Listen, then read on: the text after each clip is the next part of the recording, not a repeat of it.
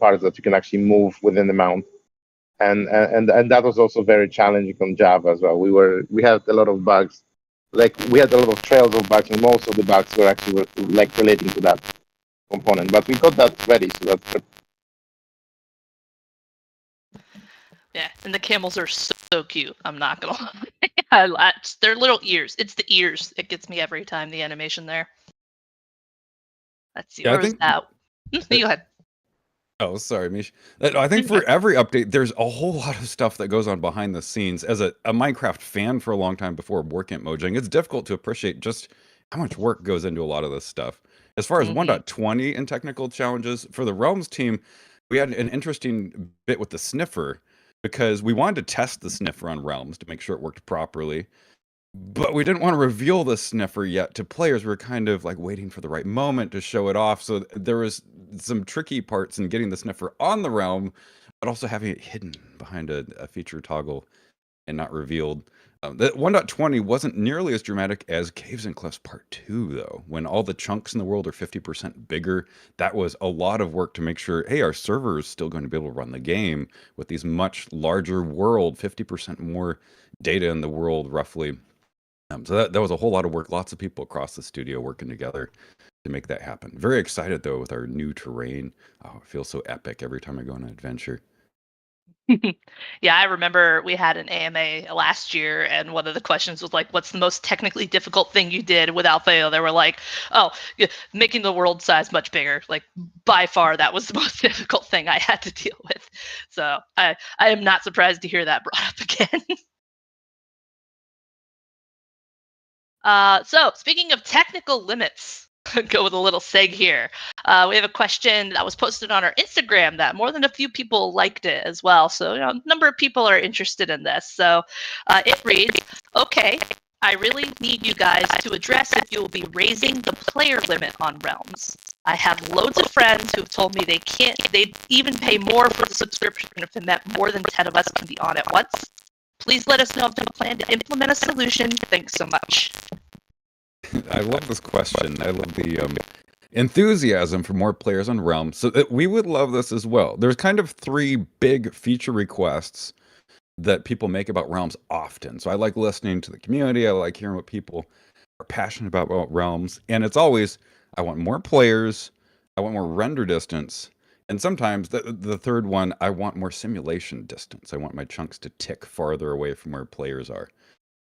So these are tricky to add because they make the server that's running your realm has to work harder the more players can be on it. And some things can get really tricky if you can imagine, like some players are in the end, some are in the nether, some are in the overworld. Like that can get pretty demanding on the server. But that said, it is possible to run Minecraft servers with lots of players, and we are exploring these. In fact, I'll say this. In the next year, we're probably going to do some experiments that you may be able to take part in for larger render distance on Realms. We did increase it last year, which was very popular. I was very excited we could do it. But we would like to increase the render distance even more. So stay tuned on that. As far as more player limits, we'll probably experiment with that in the future. I can't say when. Experiment. My favorite kind. Yeah, experiment the keyword. We want to try it out, see how does it work. You have to measure, like, it's a very complicated system. Lots of things happen when you turn those numbers up. So if we just crank them up and don't do any of the work behind the scenes, sometimes it doesn't turn out very well. No, I mean, it's hardware and software with Realms specifically, right? So that makes it even more complicated. Yeah, it's fun. It's a fun challenge. I love building this kind of stuff. And you're helping people. We wouldn't be here if we didn't like Minecraft a challenge, right? Exactly.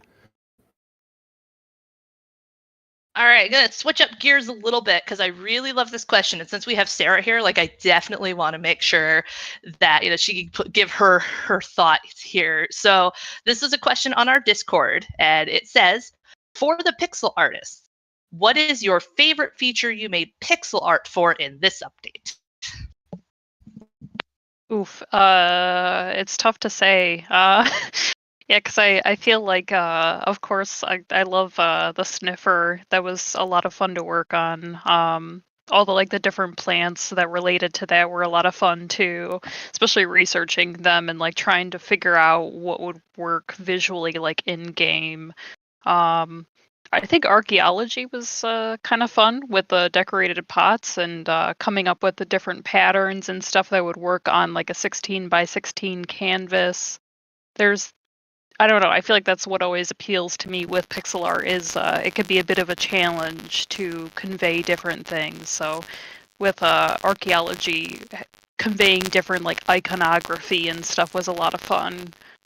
Yeah, I would say I think it's tough to say, but I think maybe archaeology for the challenge, and I think probably the sniffer plants just for like the aesthetic and just because I enjoy working on plant related stuff. Yeah, like when you hear, oh, it's 16 by 16, you're like, oh, that's not that much. You know, that's easy. You don't have that much to work with, but that actually can make it much more difficult. I've tried to do pixel art, in the past, doing little game dev on the side. I find it way more difficult than actually just like drawing something. Yeah, definitely could be pretty tricky, but I think that's kind of what appeals for me. Yeah, so speaking of the sniffer, we did have a question on Twitter more about its ideation in general. So this person asks, quote, did the sniffer have any inspiration or ideas for its creation?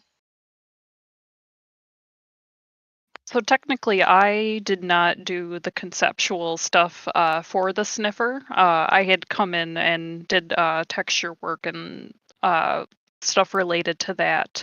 But conceptually, seeing the concepts for the sniffer, I think the idea was to convey something that was just kind of dopey, but like this kind of like big, like gentle giant kind of creature. And as soon as I saw the concepts, I was like, oh my god, I absolutely love this.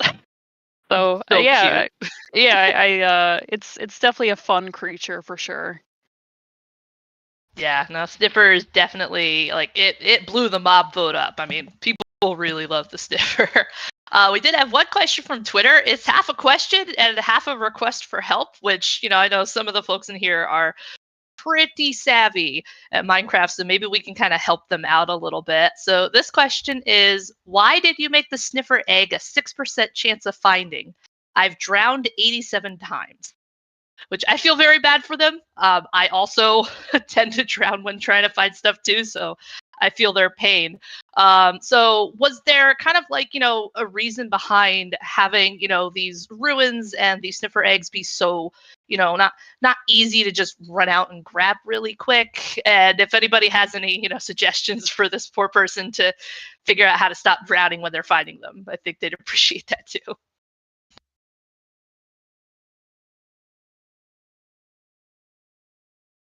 Well, for drowning tips, I would say magma blocks or water breathing potions are great options, or you could have a conduit. There's lots of fun gameplay ways to survive that.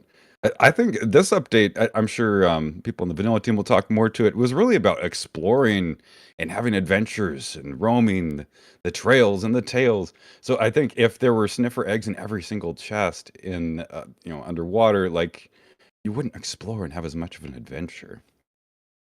Of course, the flip side of that is when you're looking for that silence trim and you're going through ancient city after ancient city, that could be quite the challenge. Yeah, I think with the sniffer, we wanted it to be relatively rare, so you have the satisfaction of bringing back this like extinct species. And it's also not the only thing that you would be looking for. Basically, with the same place where you can find sniffer eggs, you can now find the pottery shards as well as armor trims. So that's the same kind of adventure that you'll basically go for. And even if you're not looking for a sniffer egg, you might find it. So it's not that you are just going for the sniffer egg. I hope so.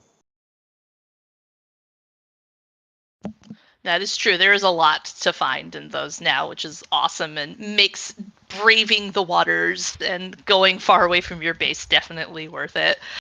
So speaking of things spawning, we have another question from Twitter, and this one's about camels specifically. This person is asking, why do camels only spawn in desert villages and not desert biome? Yeah, I can answer this one. I think the idea is that camels are usually really connected to civilization, like they're used as a mean of transport for people and goods. So that was the original idea. That it's something that I don't know if the villager use them, but yeah, at least maybe they breed them. So that's why they stay in villages. We didn't want them to be only a wild animal, but yeah, something which is specifically connected with civilization. But these in turns make them really hard to find. So yeah, it's something we're thinking about. Yeah. And also this is important to note that that basically because of that, the camels don't need taming. So you can just hop into the village and grab a saddle and grab the camel and be able to ride on it. And the reason is because they are already tamed by the villagers. So this all kind of ties all together. That's why you can't find them wild. I feel like that opens up a bit of like a moral quandary, though. Are you stealing a villager's camel when you do that? Like, You're just technically, technically villagers also have like villager pens with other villagers in them. Okay. Yeah. You're just borrowing it. Borrowing it. It'll be fine. Yes. Villagers are very generous. True. All right, where's that one? So this one's a very fun question. This one is from Discord. And I'm gonna have to spell it out because just saying it doesn't actually it doesn't give the full thing. So this individual wanted to ask, how many times have y'all said trails and tails, but tails is spelled Tails? Now, I will say for myself personally, more times than I'm willing to admit. But I'm not going to lie, I actually keep reversing it. So I keep accidentally saying or typing tails and trails rather than trails and tails. What about you all? Yeah, I think it happened as well. I'm pretty sure that even in code where we were working on the trails ruins, they have initially been spelled tails ruins, and then they were that was noticed and fixed. So yeah, it happens. Yeah, we should have called that update TNT update, and there will be no problems. That's actually what we call it on the community team because we kept mixing it up. It's like, just call it TNT. It's fine. It's like an explosively fun time, right? We'll go with that. Yeah, I've made the same mistake as you, Mish, where I keep saying tails and trails instead of trails and tails, and eventually I just started shortening it down to TNT as well, which didn't help if we were talking about a specific bug and someone thought I meant that we had messed up the TNT block. Oh, that's a good point, actually. Actually, different seg. So, speaking of explosions, this was an interesting question because I'd not seen it before, and I mean I know the answer, but I want you all to assure this person. So, one person on Discord said that I've heard creepers are removed in the last update, but I'm not sure if this is true. Could you confirm if it's true? I'd not heard of that, so. I think only Herobrine was removed with the last update. I would go out in a dark forest in the game and do a little research and see, are the creepers removed? Yeah, you never know. Only one way to find out, right? We risked accidentally removing pigs on Bedrock, like we noticed a few days before the update went out. And considering that creepers were supposed to be pigs, then yeah, I guess we went close to that.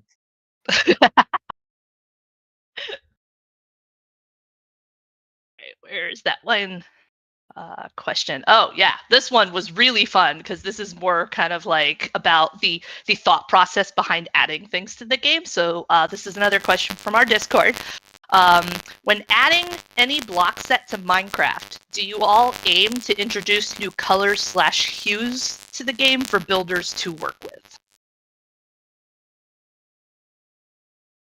I would say yes. I know, especially with the plants, I was really looking into different dyes that are a little bit rarer. Because I think it's important to have a little bit more variety, and I kind of laid out our existing plants and just kind of seeing from there, because I do think it's important to have a little bit of diversity when it comes to colors.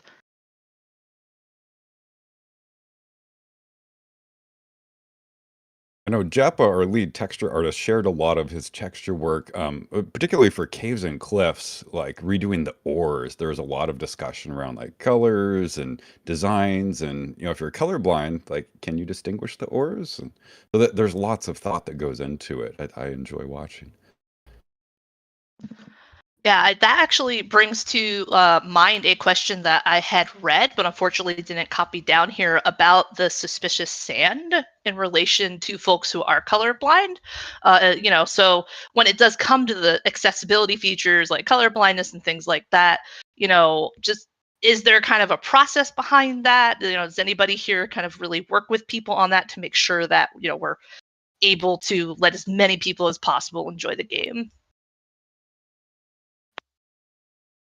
I can speak to that some. We do accessibility testing very regularly on our entire product, so new features and old features, to make sure that we are allowing as many people as possible to play. So that we're always trying to keep that in mind, but sometimes we have to change things to try to make sure that we are meeting those standards, so that everybody can enjoy the game. Yeah, I think especially with the suspicious sand and suspicious gravel, it's definitely finding that like fine line between like making it challenging for players, but not making it inaccessible for players at the same time.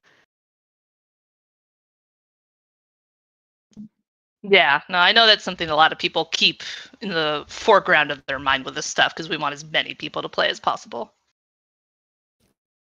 Yeah, there's actually a lot of work that goes into it. It can be a fun challenge to put yourself in different types of players' shoes, but we have to do work around, like, you should be able to use any type of input.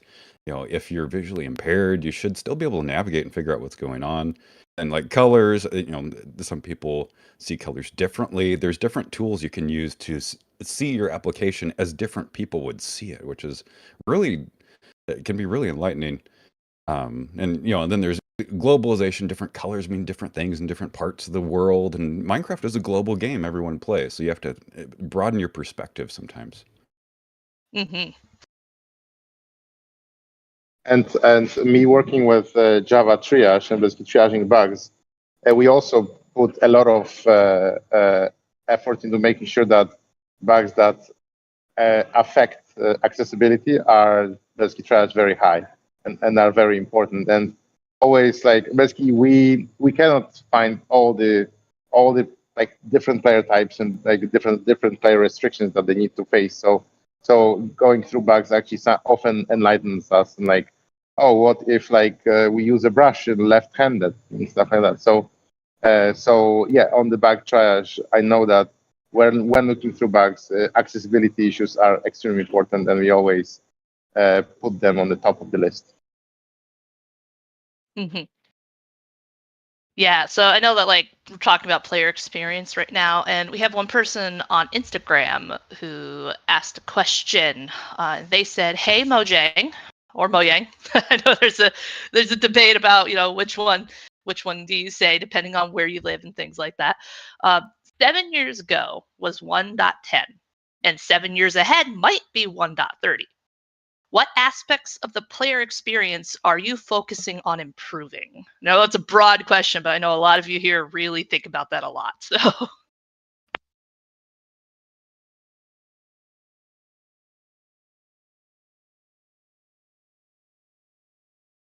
I guess I'll go first. Go for it. Yeah. Go ahead, Josh.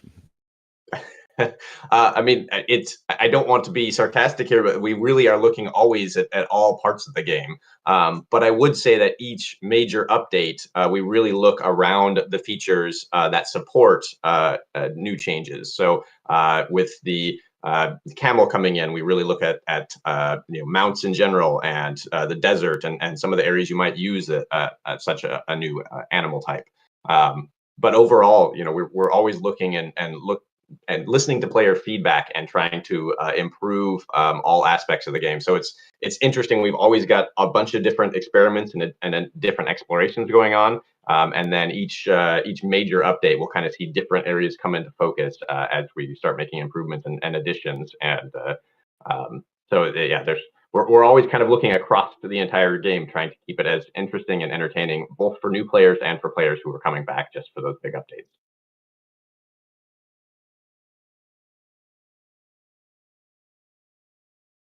One of the great things about Minecraft is it's a game that just is always new, and there's always something new coming on. You'll see people play it a whole bunch, and they take a break, and they come back, and it's like coming home. Like, ooh, it's familiar, but there's something new. What's the suspicious sand over here?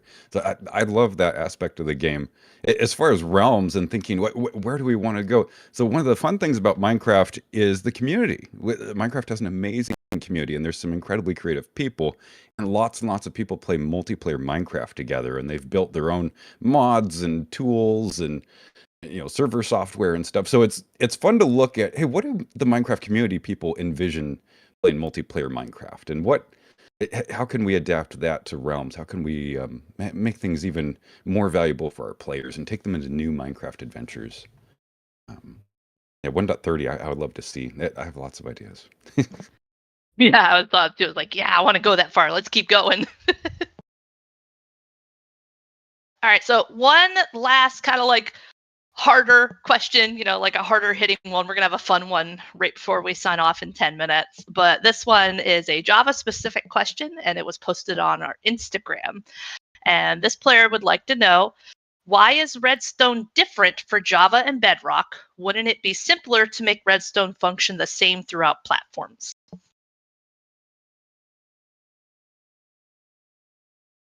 I would say this is as much a Java question as a Bedrock question. I mean, that's fair. Yeah, it's just functions differently because it was implemented differently before. Now we are striving to get our gameplay in parity, and all our new features that we are pushing out through updates are meant to be fully compatible with each other. However, there are certain differences from the past, and we will eventually get through them, but they are not part of our yearly cadence that we are working on, like individual updates. That might be like a separate challenge. Yeah, that can be very complicated to make an older engine kind of act the same. Now, Dorex, I know that you talk about parity every single week, twice a week in that meeting with me. That's a big thing that we focus on. Yeah, absolutely. We want the experience to be as similar as possible between Bedrock and Java. Redstone is a system that is far more complicated than, again, me as a non-coding, non-developer. I've asked the same question internally, and it just turns out there are some differences in how Java works as an engine compared to Bedrock that make getting exact parity on Redstone very difficult. And as was mentioned, we're trying to get there. It's tricky, and we hope that at some point we will be able to converge those. But again, it's a work in progress. Yeah, no, it's very complicated balance. I know we keep saying that word over and over, but it really is such a big part of game development, making sure you're balancing, what you can do, what you want to do, what the players want us to do, that kind of thing. Make sure it's all fun and functional at the end of the day. It really is a juggling act sometimes. Well, and to one of the earlier questions on when does a bug, because it's been around so long, become a feature, sometimes the differences that aren't in parity have become kind of built in and how players on either Java or Bedrock expect things to behave. So then it's even kind of a more difficult choice for us do we go to parity, but then change one of those experiences, or do we keep things not at parity and try to figure out a different solution that might help us get closer to things matching up between the platforms. Mm-hmm, mm-hmm. Yeah. All right. So I'm gonna ask one more question. This one's from our Twitter. I giggled at this one, but then I thought about it and did a little research, and I'm curious if anybody has any insight in regard to the cherry groves. So this person asks, if cherry tree, why no cherries? Well, man, I had this exact question myself, and I went down a rabbit hole of Wikipedia and some other sources a little while back. But before I answer, I'm curious if anyone that actually created this feature had any thoughts.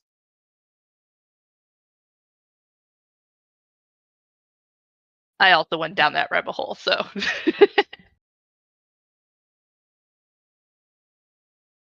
All right. Well, it doesn't sound like it, but you know, we definitely don't go for perfect realism in Minecraft, but we do try to usually represent it or be somewhat accurate. And it turns out that cherry trees that produce cherries that we as humans eat are different from cherry blossoms, which produce the flowers, and much smaller, much more bitter cherries that are usually only eaten by birds and some other animals. So in this case, we've actually created the cherry blossom in the game, not a cherry tree that you would use for fruit and for food. Yeah. A bunch of people there. I'll stop. Yeah. Plus, we have to remember that the only fruit that we have is apple, and it falls off the oak tree. So it will be very un-Minecrafty if we had the proper fruit coming up from a proper tree. That's a great point. I hadn't even thought of that. It's true. Yeah, and I will say, like, the cherry blossom trees specifically, they're called sakura. And I looked up, and you can actually eat them, but not many, because if you eat like more than a couple, they're actually kind of toxic to people. So I was like, let's not put that in the game. Was my thought when I read that. So we've got about 5 minutes left. I wanted to send us off with a really fun question. This is one that was asked on I think this one was on Twitter. But this person wanted, and I'd like everyone to answer this one. You know, this isn't a right or a wrong; it's just a preference. This person was curious, which wood type do you prefer, bamboo or cherry? I think I like bamboo as far as collecting it because it grows so quickly. It's easy to obtain and you can do some fun stuff with it. But the cherry wood, it just looks fantastic. I love the cherry wood.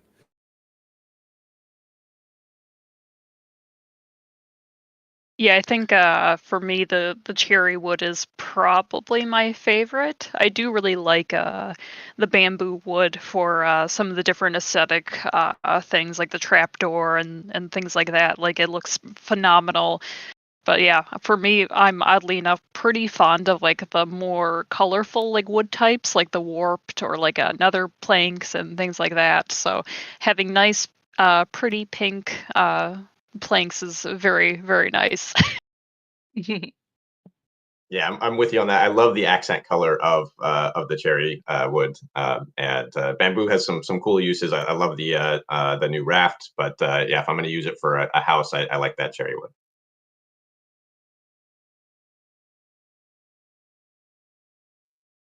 Yeah, I really like the way you craft the bamboo.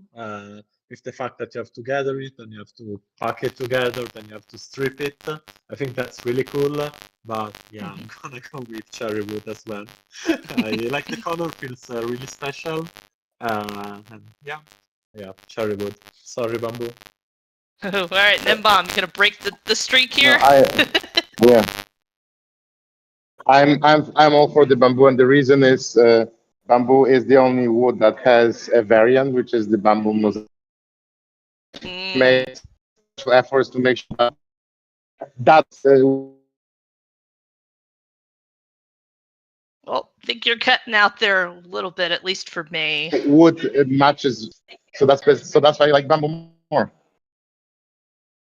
Yeah, I will actually say bamboo as well, and I say that specifically because I prefer the variety it gives me as a building material. Now, if I'm looking at bamboo and I'm looking at cherry trees, I'll take cherry trees all day. Like, I don't want to cut them down. I just want more of them. I love the groves and just the ambiance of the petals falling and all of that. So for me personally, in terms of like which wood type do I prefer, I would say bamboo. But if I'm talking about the actual plant, definitely the cherry trees. Well, funny you mentioned that too. I've heard several people say that they feel bad chopping down the cherry trees because of how beautiful the biome is. Yeah. Oh yeah, I'm 100%. definitely one of those. All right, so we have 2 minutes left. I just wanted to take a minute real quick and again, go back around and thank all of the devs. Again, some of them came in early, some of them stayed late. Our time zones are a little far apart between Washington and Stockholm. So, we managed to balance it here. So I just want to thank everyone for all of their answers and all of the fun stories about camels and llamas. And if any of you would like to share any of your handles, like, whether it's on Twitter, something like that, some folks like to interact with the community. And if you're one of those, give you a minute to go around and say goodbyes and or share any contact info.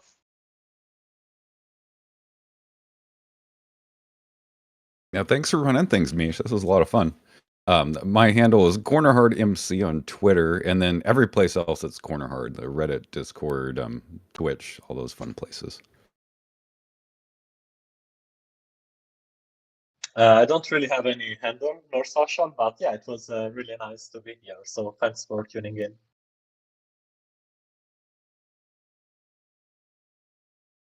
Yeah, thanks for hosting this. This is really nice. I mean, if people want to find me, they'll find me. They'll figure it out. A little Liam Neeson there. 100%. Yeah. Same with me. Thank you, guys. Yeah, thanks everyone for submitting your questions and for coming and listening to us answer them. You can find me at Jorax79 on Twitter and occasionally in Discord as well. All right, so that is everyone. Again, thanks devs for tuning in. Thank you everyone in the audience for tuning in. Really appreciate you all being here to listen to us talk about awesome update that we released just a couple weeks ago, Trails and Tales. If you all haven't, definitely go update your game, hop in, especially those cherry trees. I mean, we have this many people going on and on about how beautiful they are. We're onto something. So thank you all for tuning in and happy gaming.